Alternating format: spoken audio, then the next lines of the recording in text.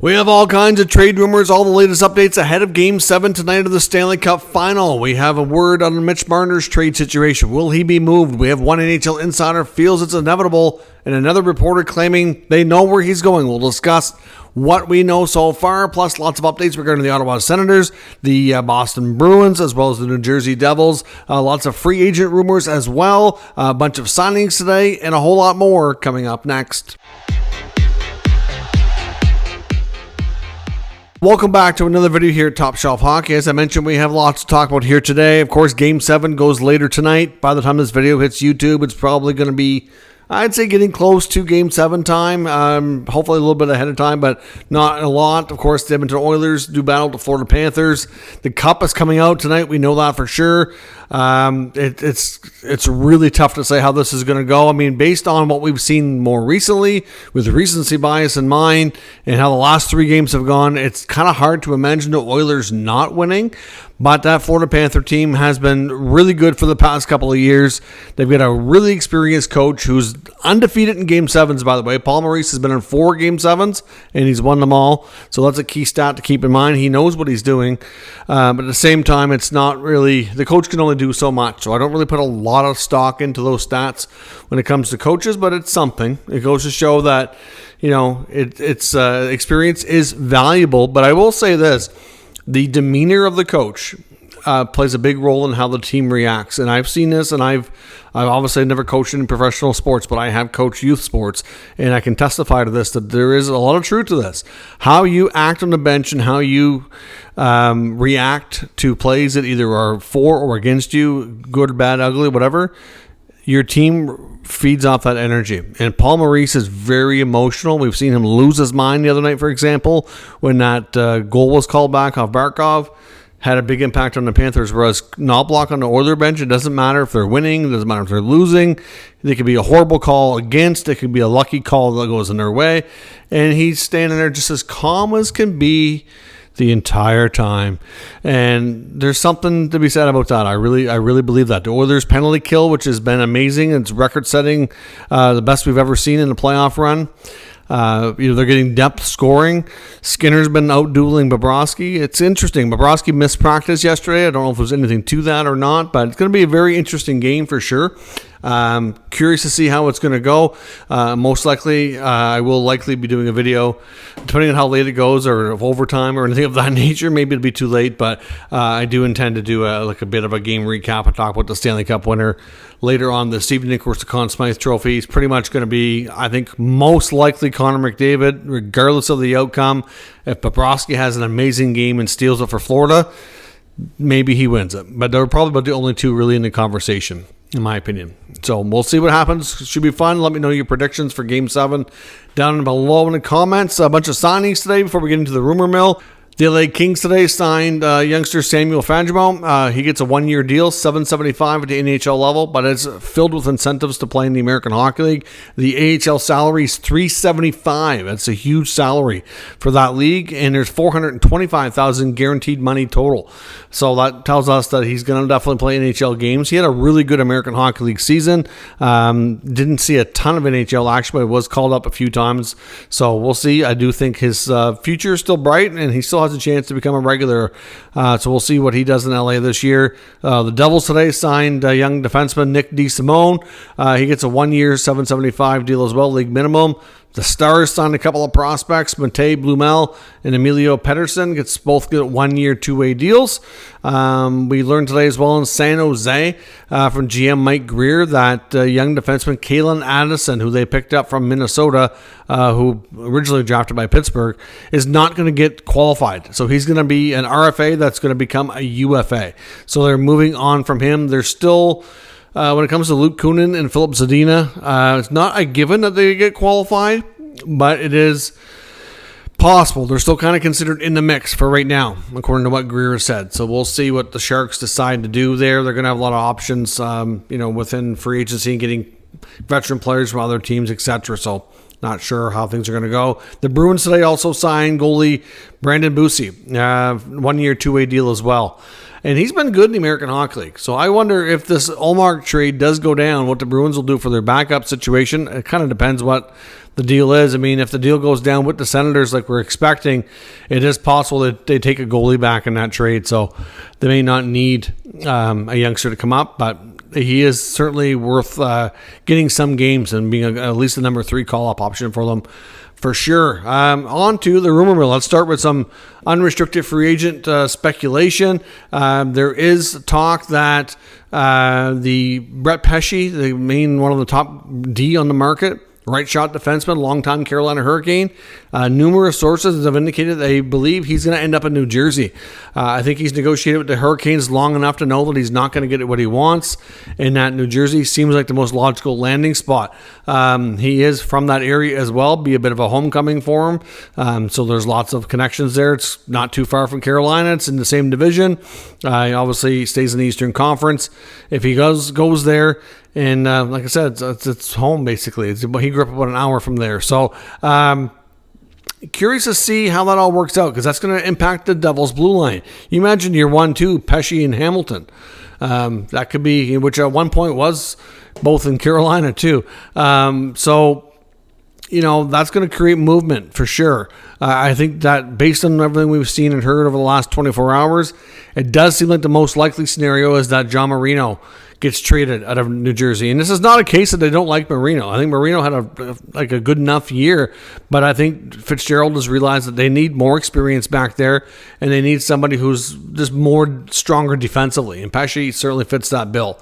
So it's believed he's likely looking at a 5 or 6 year contract, probably in that $5 to $6 million range, probably closer to 6, I would think. But we'll see when that gets sorted out. But I've seen from enough sources speculating that they think that's where he's heading.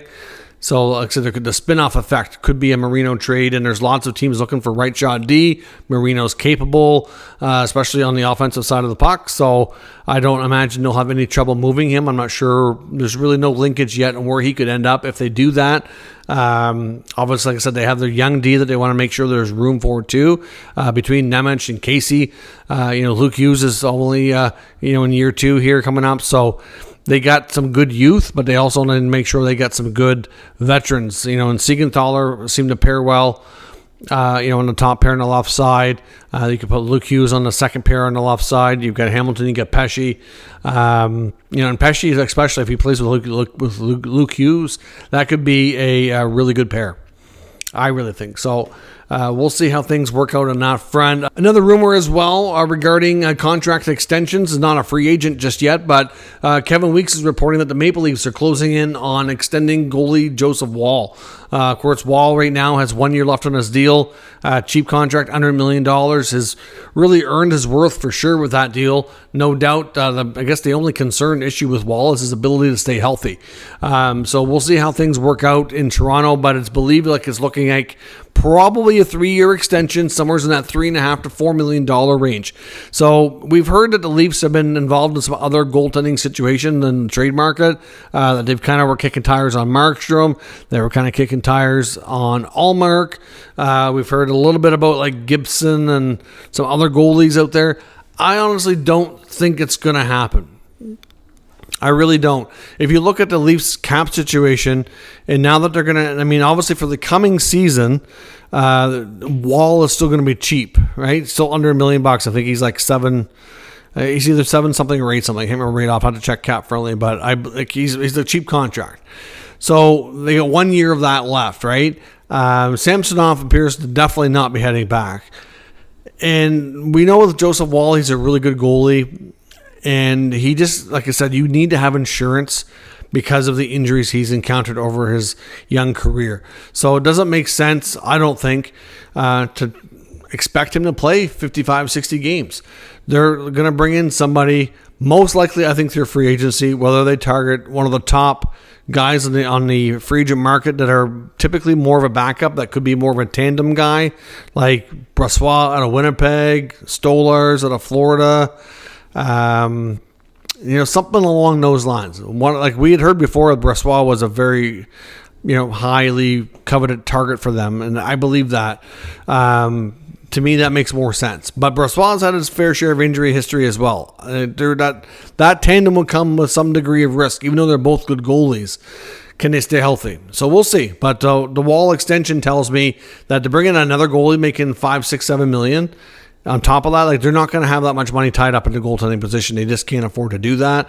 So I just don't think that's realistic, even though they've been having some of these conversations. I think, and maybe that's why this contract extension is coming now, after they've been able to already explore that market, get a sense for what it would cost, and they're like, no, okay, we need to go this direction.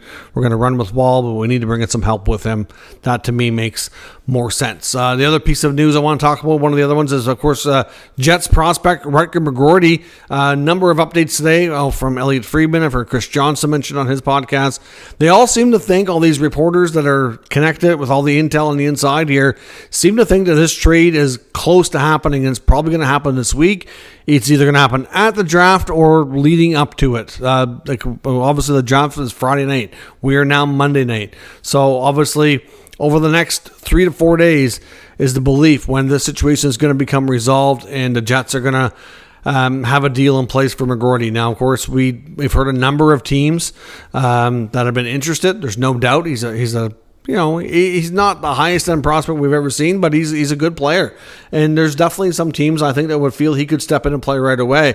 Now, I don't know exactly what the return's going to end up being, but the belief is that the Jets want a young player comparable in return. It doesn't necessarily have to be a forward. I think they'd take a really good prospect defenseman as well. Look to New Jersey. I don't know if they would do it, but would they move Seamus Casey? I mean, if you look at their blue line, especially if they bring in Pesce, Casey's probably not going to be in the NHL this year. So, I mean, it'd be funny to see the teammates move, because former college teammates traded for each other.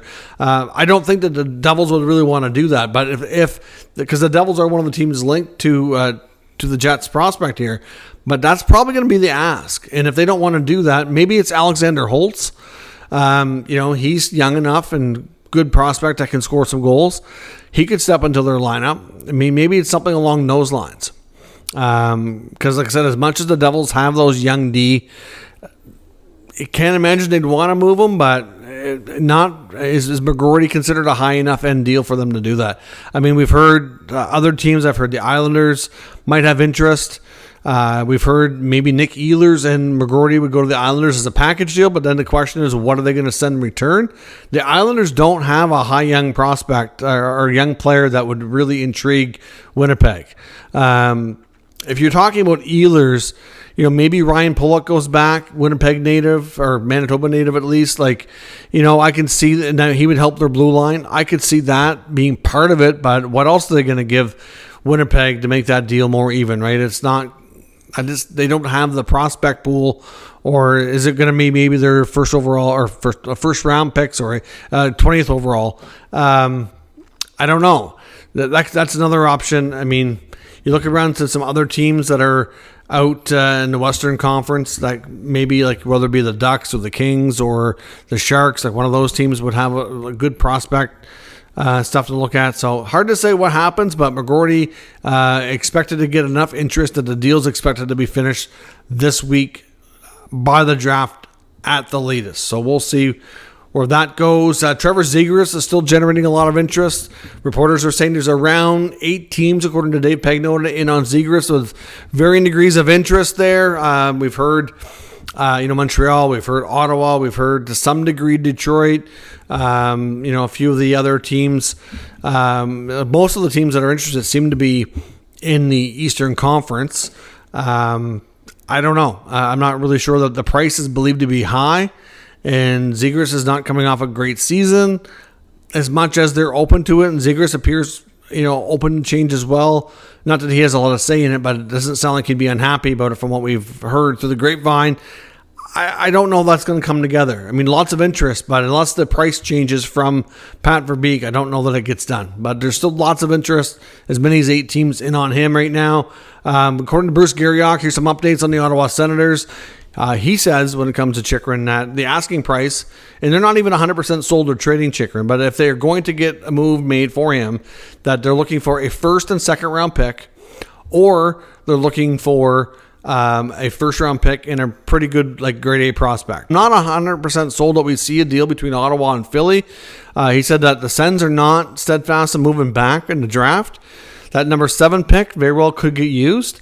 He said essentially the Flyers are looking to move up. The Sens, if they're confident based on how things go and if top of the order that they can still get the guy they want and move back and get extra assets, they'll do it. But it's going to be a case of Philly swapping picks with Ottawa and obviously giving something there to move up. I don't know that Chychrun would necessarily be involved there either. Hard to say. Replace that defenseman through free agency. So to make those moves, they'd have to have an awful lot of confidence that they've got a defenseman in free agency that's going to sign to give them something similar in the top 4 that they're missing now with Chychrun gone, if they do that. So we'll see. Now, they've got a number of other names that are on the trade block that they've had varying discussions with. We're talking about Brandstrom. We're talking about Matthew Joseph. We're talking about Mark Kastelik. To some degree, Bernard Docker. The Sens are busy. GM Steve Staios is very busy. He's cooking lots in the kitchen, as they like to say on the social media, and we'll see what happens. But they've got a lot of irons in the fire, and we'll see. They're going to be very, very busy. Of course, not to mention as well that they are very interested in trading with the Kraken for Brandon Tanev, which, again, the spin-off effect there was to try to lure his brother Chris in. I don't think they want Brandon Tanev just to get Chris Tanev. I think they honestly like Tanev for what he brings. I think they probably had a good look at him, especially at the World Championships for Canada when he was over there. He had a real good tournament. Good pro, hard worker, can play special teams. I don't know that. The thing is, some people say that he's not as good as Matthew Joseph, and you know what? I can understand those points. Joseph is faster, probably has a little bit more offense. But the thing with Tanev is I think you get more consistency. And you get the same game in, game out, which I think is what they're looking for. And they're looking for guys that are going to give you that just hard to play against every game, whereas Joseph doesn't do that. You like his speed, but you don't like his finish. It's hard to say. Anyways, the Sens got lots on the go, and they're going to be very, very busy here coming up. Now, the other big thing we saw on social media today, 2 things regarding Mitch Marner and the Maple Leafs. One started with Frank Saravalli this morning when on a Leaf-based podcast. I think he was on with JD Bunkus, if I'm not mistaken, and says that under no circumstances do the Leafs have any interest in extending Mitch Marner. So we've heard some reports, most specifically from TSN's Darren Dreger, that when Saravalli used to work with Dreger at TSN, so they know each other well, and he didn't say anything about Dreger specifically, but he said that the Leafs have no interest in extending Marner, that there's no chance that a Marner extension gets done, and that it doesn't make sense for them if they've had conversations or will have conversations with Marner saying, we're not extending you, we'd like to get a fresh start for you and move on, we need to change this roster. It doesn't make sense for them to go into the season with Marner on the roster and let him walk for nothing at the end of the year. He said it would make it really awkward. And he makes all those are all fair points. He's not wrong on that. But at the same time, Marner does control everything. And he said, and if Marner says no, and the word kind of gets around that he doesn't want to, it's going to create a level of kind of awkward and weirdness amongst him and everybody around the team, I would think, right? So Frank says that he expects the trade activity around Marner to really pick up this week, and he'd be surprised in the next week or so if it's not done. Now, he does have a huge signing bonus due on July 1st, so I wouldn't be surprised that maybe this week, if this is accurate, that is, that the conversations happen.